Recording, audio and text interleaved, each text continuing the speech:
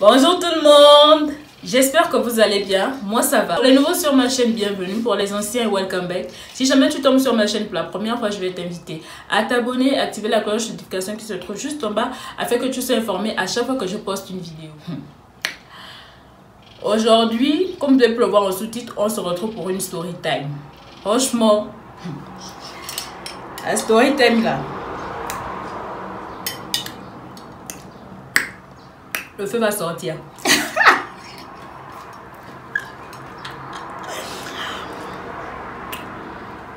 Le feu va sortir.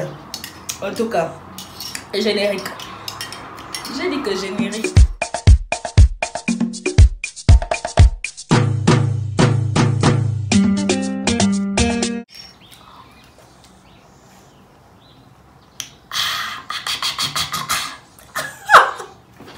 Bon, c'est bon, j'arrête avec une connerie. Franchement, c'est une story time qui date d'il y a très longtemps. Donc, à un moment donné, je vais me retrouver à réfléchir ou bien il y a certains détails que je vais forcément oublier parce que voilà, ça fait longtemps que cette histoire m'est arrivée. Franchement, je ne sais même pas par où commencer. Pour vous dire la vérité. Ok, je vais commencer par le commencement. Ceux qui vont suivre, vont suivre. Ceux qui ne vont pas suivre, vont pas suivre. Allez, on démarre seulement le train comme ça. On va d'abord commencer par nommer ma meilleure amie. Ma meilleure amie, on va lui donner un prénom du genre... On va appeler ma meilleure amie Angel. Voilà. Et le garçon en question, on va l'appeler... On va l'appeler comment? Parce que celui-là, vraiment... Non, on doit être un bon nom de sorcier. Judas. Voilà. On va l'appeler Judas. Angel et moi avions fait connaissance, je crois que c'était à l'école en question. On s'était vraiment rencontrés, je crois que c'était par hasard. Où nous avait présenté. Franchement, je ne sais plus. Mais je sais qu'on s'était vraiment... On s'était rencontrés vraiment par hasard. Et tout de suite, le feeling était passé. On avait échangé les numéros. Et c'est comme ça que Angel et moi avions commencé à se fréquenter.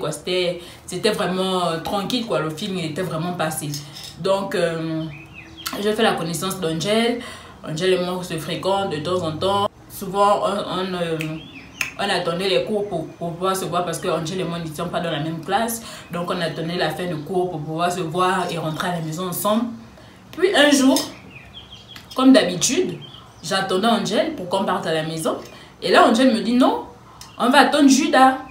Je dis, ah, Judas c'est qui? Oh non, Judas c'est un ami et tout. Judas était aussi dans une autre classe. Elle a essayé de me décrire et tout. Franchement, je ne me retrouvais pas. Bref, je vous épargne les détails. On a fini par attendre Judas. Quand Judas arrive, je crois qu'on ne s'était même pas présenté. Hein. Du genre, il était venu trop chaud. Il avait seulement salué Angel. Et puis, voilà, quand on avait continué à marcher, moi aussi, j'avais pas. Franchement, moi aussi, je suis quelqu'un. Tu ne me calcules pas, moi aussi, je ne te calcule pas. On avance. Voilà. C'est comme ça que j'ai fait la rencontre, si je peux dire ça comme ça, de Judas. La seconde fois que Judas et moi, on se voit, c'était encore par le biais d'Angel. L'école avait décidé d'organiser une sortie pour la plage. Angel et moi avions des maillots.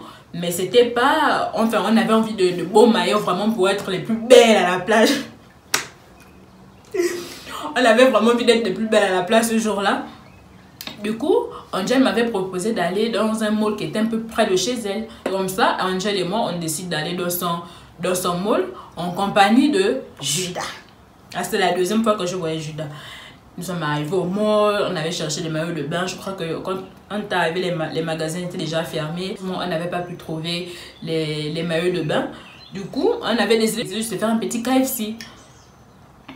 Bonjour, je me rends compte qu'il y a une certaine complicité entre Judas et Angel. Il y avait des regards, tu vois, des regards d'Angel qui ne montaient pas.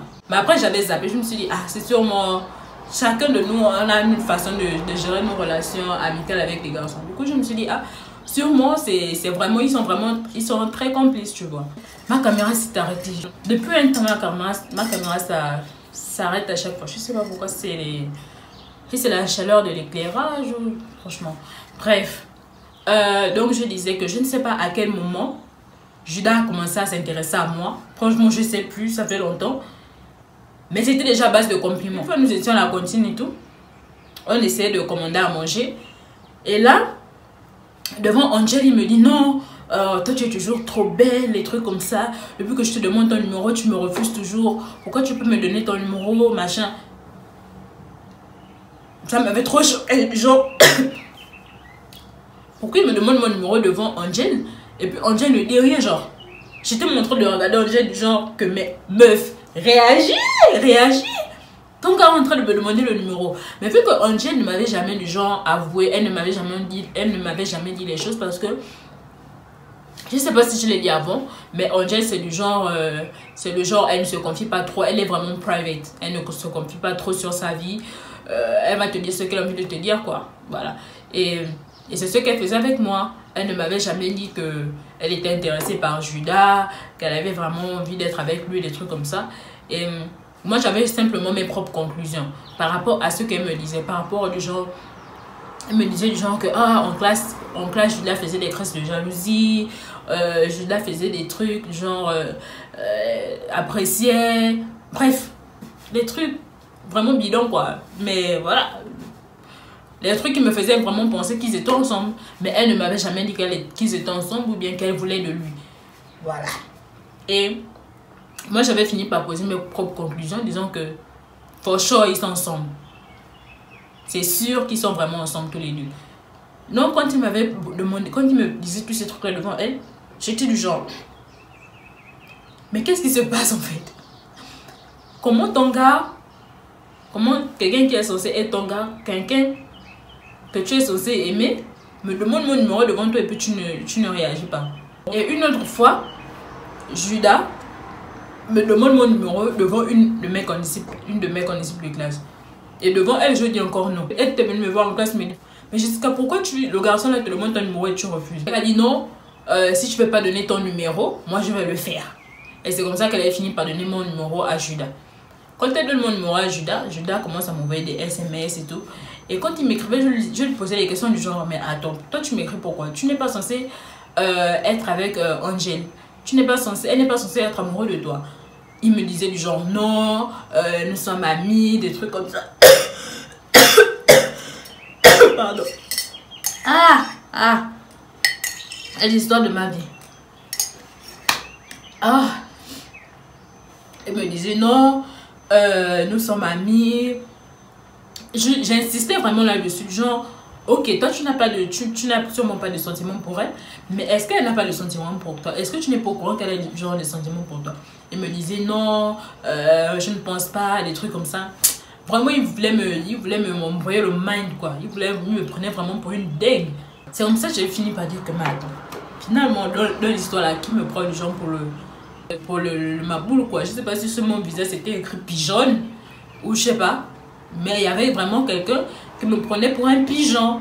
Une fois j'étais allée passer la nuit chez Angel, parce qu'elle était vraiment dans une situation un peu compliquée. Du coup j'étais un peu allée passer du temps avec elle pour essayer de la réconforter, des trucs comme ça. Et en même temps aussi je l'avais tressée. Et pendant que nous étions dans la chambre, elle est en train de parler au téléphone. Angel c'est vraiment quelqu'un qui aime son téléphone. Elle est H24 sur son téléphone. Et du coup, je remarque qu'en parlant sur le téléphone, elle rigole. Puis non, je suis en train de parler à qui? Elle me dit non, je parle à Judas. Il veut voir ma photo. Il veut que je lui envoie une photo de moi et tout ça. Mais comme mon frère est sorti, je n'ai pas envie.